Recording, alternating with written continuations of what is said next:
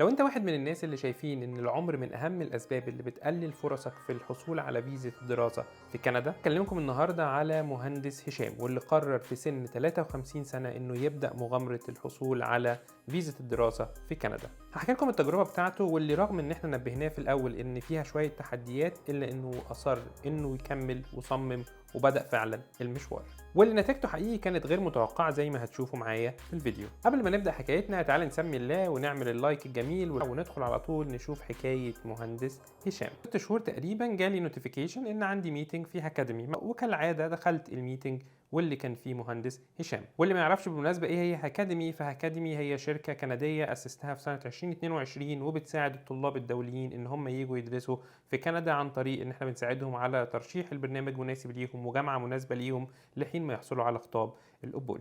المهم دخلت الميتنج في الميعاد العادي بتاعه، ودخلت قابلت حد اسمه مهندس هشام. حكى لي ان هو متابعني من زمان وان هو بيفكر يجي يدرس في كندا. طبعا حكى لي على الباك جراوند بتاعته في المجال بتاع الهندسه، وان هو بيشغل في مجال معين وعايز يجي يكمل عمل فيه. فطبعا من الكلام بتاعنا جال السؤال بتاع طب انت خريج سنه كام، عمرك قد ايه، وحاجات زي كده. وهنا كانت المفاجاه شويه. هشام يا جماعه عنده 53 سنه. طبعا ناس كتير من اللي متابعاني واللي بتكلمني عن طريق اكاديمي عارفه قد ايه ان انا في ناس كتير بعتذر لها وبقول لها انا شايف ان هو الموضوع ممكن ما يكونش احسن حاجه، فبنصحهم ان هم يغيروا وجهه نظرهم عن فكره الدراسه في كندا ويفكروا في مشاريع تانية او يفكروا في افكار تانية. لكن وانا بتكلم مع هشام لقيته عارف كل الحاجات دي ومتفهم التحديات اللي هيدخلها، بل مستعد ان هو يغامر ويدخل فيها مع نفسه. كانت من اهم الحاجات بالنسبه لي ان انا اشرح له ان الحياه في كندا ما هياش زي ما الناس كده متخيله ان الحياه ورديه والدنيا سعيده وان انت بتخلص دراسه على طول بتلاقي شغل والكلام ده. لا، في شويه تحديات وفي حاجات زي كده عشان يبقى عارف. وبالفعل هو الراجل طلع عارف ومتفهم الموضوع، وده اللي في الحقيقه خلاني اخد الموضوع بمسؤوليه وبجديه اكبر. وخصوصا ان هو الراجل بيبني حياته بعدين، لما يتخرج هيكون عنده تقريبا 55 سنة، فلازم يكون خلاص حاجة معينة هيدرسها ويطلع يشتغل فيها على طول. طبعا كل الحاجات دي كانت في المكالمة اللي هي اونلاين، بتبقى 45 دقيقة او ساعة حسب ما الشخص بيحجز. وقلت بعد ما خلصت انا قلت كل حاجة بضميري وكل حاجة واضحة، فهو ان شاء الله هو عارف كل التفاصيل. لو قرر انه يكمل فان شاء الله هنكمل، لو قرر انه ما يكملش انا عذرته قلت تمام مفيش اي مشكلة. اللي حصل بعدها ان انا لقيت ايه بقى؟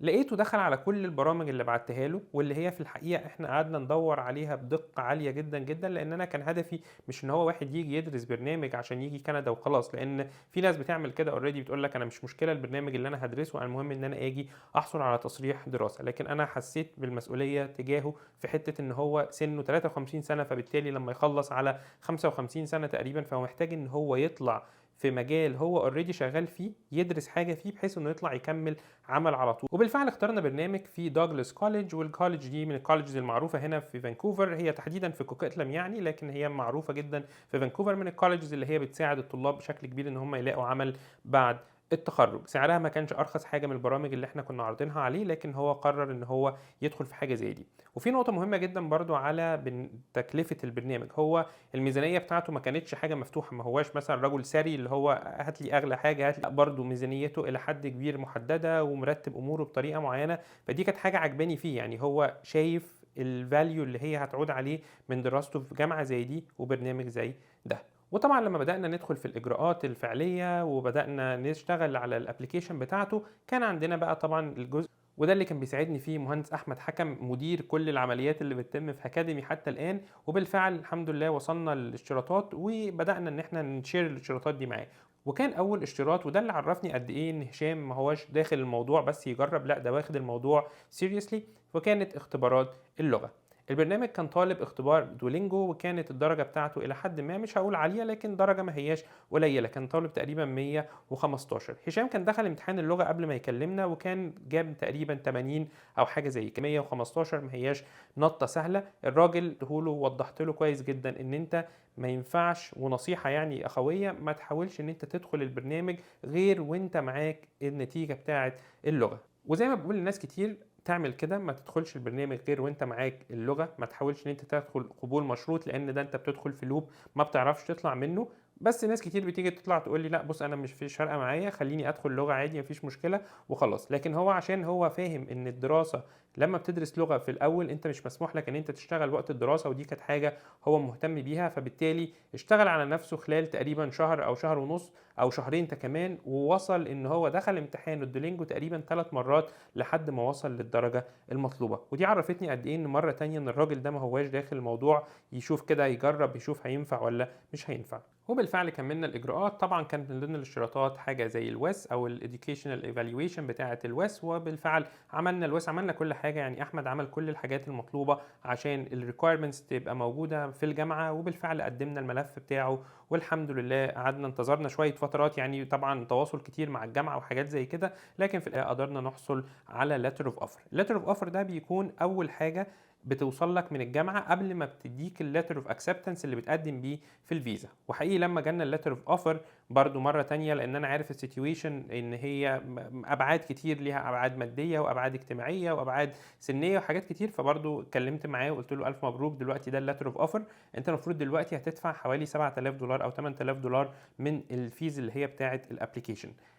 مرة تانية، الموضوع مهم جدًا إن أنت تختار حد مستشار هجرة كويس وكُفء إن هو يقدر يشتغل على الapplication بتاعتك، عشان الموضوع برضه الchallenges اللي أنا شرحتها في الأول، لإن أنا ما حبيتش يعني الراجل برضه يكون في أي خسارة بأي نوع. طبعًا هو دفع لي فلوس ودفع في الapplication ودفع في حاجات كتير، لكن هيدفع برضه مبلغ تاني. هو مسترد لو لا قدر الله الفيزا اترفضت، لكن أنا ما حبيتش إن هو يدخل في حاجة زي دي. فمرة أخيرة قُلت له: "قبل ما تدفع الفلوس فكّر." وبالفعل الراجل قال لي: "لأ، أنا متوكل على الله و100% يا محمد هتكمل إن شاء الله." وبالفعل دفع الفلوس بتاعته وجات له الletter of acceptance. من الletter of acceptance ده إحنا بقى من المرحلة دي إحنا بننصح الناس: يا جماعة دلوقتي والله إحنا بننصح إن أنت تروح لمستشار هجرة في فلان وفي علان وفي كذا حاجة زي ما هاقول لكم في آخر الفيديو، لكن ما بنقدرش نجبر حد على حاجة معينة.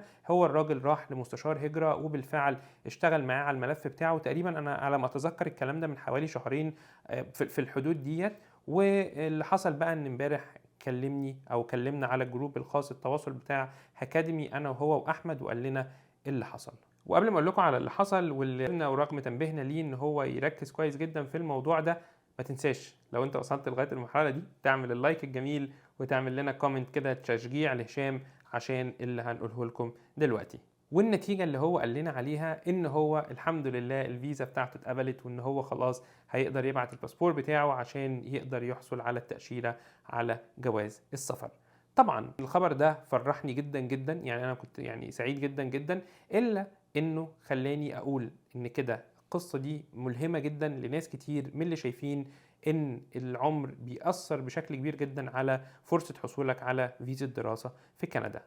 وقررت اعمل الفيديو ده النهارده واقول لكم لو انت بتفكر في الدراسه في كندا وسنك كبير، انت محتاج تركز في 4 حاجات. اول حاجه اختيار برنامج يكون يا اما مكمل لدراستك العلميه اللي فاتت، يا اما مكمل لخبرتك العمليه اللي انت شغال فيها. ما تحاولش ان انت تيجي تدرس حاجه فروم سكراتش كده، خصوصا مع السن الكبير. ركز ان انت تقنع الاوفيسر ان اللي انت رايح تدرسه ده حاجه هتفيدك عشان انت درسته قبل كده وبتكمل عليه، او انت بتشتغل بيه وعايز تكمل عليه. وده بالظبط اللي هشام عمل. تاني حاجة التأكد ان الجامعة دي تكون جامعة معتمدة بشكل كبير وجامعة معروفة. بلاش تروح لبرنامج عشان هو رخيص في جامعة رخيصة، فبالتالي فرصة الفيزا او القبول من الاوفيسر ما بتبقاش اسهل حاجة، لان في جامعات كده محطوطة على الليستة اللي هي مجرد الناس بتدخلها عشان تقدم على تصريح الدراسة. فنصيحة، وزي ما هشام عمل هو ما اختارش اقل برنامج ولا اقل سعر، رغم ان كانت جامعات كويسة ومعتمدة، لكن حاول تختار برنامج فعلا في جامعة يكون جامعة كويسة. تالت حاجة بالنسبة للتقديم، لو انت بتقدم على البرنامج ينصح طبعا ان انت لو تروح لحد عنده خبرة في التقديم يساعدك عشان يرشح لك الجامعة الكويسة ويرشح لك البرنامج الكويس، بدل ما انت تقعد تخبط كده وانت ما تعرفش الحاجات وتختار حاجة رخيصة وحاجة زي كده. لكن ده ما هواش مربط الفرس لما تيجي بقى تقدم على الفيزا. ودي برضو تبع تالت حاجة، حاول نصيحة تروح لمستشار او متخصص في الهجرة. ليه؟ لان هو بيبقى عارف حاجات انت ما تبقاش عارفها، رغم ان هو ما هواش حاجة مضمونة 100% ان مستشار الهجرة يجيب لك قبول في الفيزا، لان هو ما حدش يقدر يضمن لك حاجه زي كده. لكن نصيحه انا بنصح ان انت هجره لو تعرف. ولو بنتكلم عن الناس اللي انا برشحهم لك، في عندك 2 اصدقاء ليا عزاز جدا. هو اول واحد عمرو شحاته في فانكوفر، وهو من الناس الامنه جدا جدا اللي يعني محترمين جدا في الشغل بتاعهم. وتاني حاجه حاجه صديقي العزيز احمد الزغبي في كيباك، وده برضو من الناس يعني اللي بتشهد لهم بكفاءه وشغل كويس جدا. في ناس طبعا كتير انا ما اعرفهمش صراحه، لكن يعني حاول تروح لحد، حاول تروح على الاقل لحد عارف في اجراءات الهجره. رابع حاجه وهي الامل والتفاؤل والاصرار. بشوف ناس كتير لما بتترفض لاول مره بلا خلاص انا مش نصيبي وخلاص، رغم ان انا في اول مره انا مش مستشار هجره زي ما انتم عارفين، لكن انا بنصح الناس لو انت يا جماعه اترفضت قدم تاني، مش هيحصل اي حاجه، محدش قاعد يعني عارف ان انت اترفضت فبالتالي هيقول لا ما يقدمش مره تانية. فناس بتترفض وبتستسلم، وفي ناس على العكس بتترفض وبتقدم مره تانية. ومن ضمن الصديقه واسرتها صفا واسرتها اللي هم من كام يوم، من كام يعني من شهر تقريبا، برضو اترفضوا مره قبل كده وكان خلاص انهيار تام عندهم، لكن قدموا مره تانية وربنا كرمهم هم والاسره كلها خلاص الحمد لله اتقبلوا. فحاول ان انت يكون ليك عندك امل واصرار وعزيمه. انا متوقع هشام على فكره لو لا قدر الله كان اترفض كان هيقدم مره تانية ومره ثالثه، لان الراجل ده ما شاء الله عنده امل وعزيمه واصرار كبار. وهم دول الاربع حاجات اللي انا بنصحك لو انت جاي كندا في سنك كبير، او حتى لو انت عايز تقدم على اي برنامج دراسي في اي سن، ان انت تركز عليهم ان هم يكونوا موجودين من خلال خبرتي في هاكاديمي. وفي النهايه وقبل ما اختم الفيديو حابب اهني مهندس هشام على التجربه اللي هو خاضها لغايه دلوقتي، واتمنى له الحظ الاوفر يا رب ان شاء الله في التجربه الحقيقيه فعلا. ولسه عنده حاجات كتير ان شاء الله هنستقبله في المطار لما يجي باذن الله، ولكن عنده لسه رحله طويله في الدراسه والاستقرار وانه يجيب شقه وان هو يخلص الدراسه والعمل وحاجات زي كده. وان شاء الله ان شاء الله من اللي انا شايفه فيه بالعزيمه بتاعته باذن الله هيقدر يعمل كل الحاجات اللي هو عايز يعملها ليه ولاسرته. طبعا ما اقدرش انسى يعني طبعا احمد حكم، وهو يعني المايسترو اللي بيدير كل الحاجات ديت. فاشكرك جدا يا احمد على متابعتك على الموضوع ده كله.